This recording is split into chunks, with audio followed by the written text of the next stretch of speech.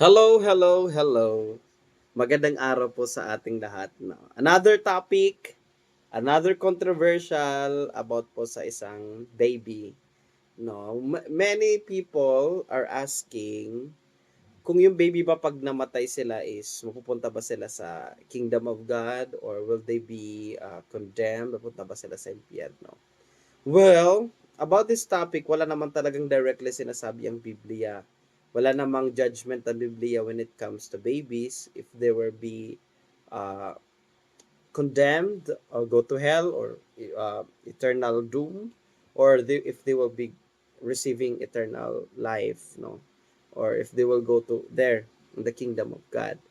So, what's my take on this? What's my opinion about this? Since lahat naman natin, all of us are sinners, according to Romans 3:23, for all have sinned and fall short of the glory of God. And why it is only required for us to be baptized, no? Yung baby, hindi naman sila pwedeng mabautisman, no? So, required lang naman tayo mabaptize when we are already aware, fully aware of what we have done and what we are doing, no, yung mga kasalanan natin, alam natin ang tama at ang mali. And babies doesn't have any awareness and doesn't have any ideas. Wala naman silang kaalam-alam kung ano yung nangyayari, no. So, for me, I believe na mayroon sariling panukatan ang Panginoon when it comes to babies, no. May sariling judgment ang Panginoon when it comes to babies.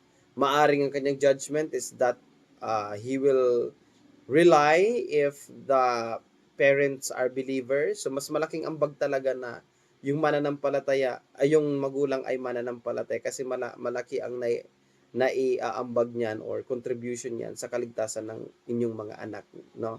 Yung assurance, nandoon yung assurance na yung mga babies nyo ay iligtas ng ating Panginoon.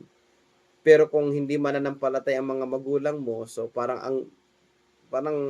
mahina, yung parang ang liit ng chance or assurance na yung baby na mamamatay is maliligtas, no. Pero I believe naman that babies are innocent, babies wala silang ginawang personal na sin pa, hindi pa nila alam yon, yung moral sin, hindi pa naman sila aware sa mga bagay na yun. So I believe that God will save them. I believe that babies will be saved and will be considered ng ating Panginoon na maging part ng kanyang kingdom. So, kayo, kung ano yung comment nyo, wala naman kasi yan sa Bible eh. Hindi naman siya masyadong sinasabi. Pero ang sabi lang naman ng Bible, according to Matthew, no, na hayaan ninyong lumapit sa akin ng mga kabataan, for there's the kingdom of God. So, ibig sabihin, ang malapit sa mga kabataan ng kingdom ng ating Panginoon, di ba sabi nga ng Panginoon, kinote niya na maliban kung ang isang tao ay maging gaya ng isang bata, hindi siya makakakita ng kaharian ng Diyos.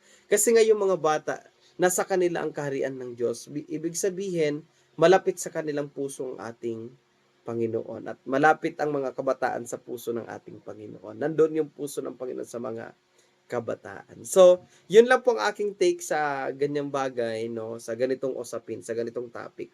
God will save the babies and God will save na yung mga babies na wala pang discerning, hindi pa nila fully naiintindihan ang mga bagay, masama man ito or maputi. Sabi ng Panginoon, maliban na kung ang tao ay maging isang gaya ng isang bata, ay hindi siya makakapasok sa kaharian ng langit. So yan lang po ang aking naging keyword, yan lang po ang aking naging parang naging ito yung aking naging kinuhanan ng ideya about dito sa topic na ito na sa keynote ni Jesus Christ. No? So God bless everyone. Magandang araw po and pagpalain tayo ng ating Panginoon.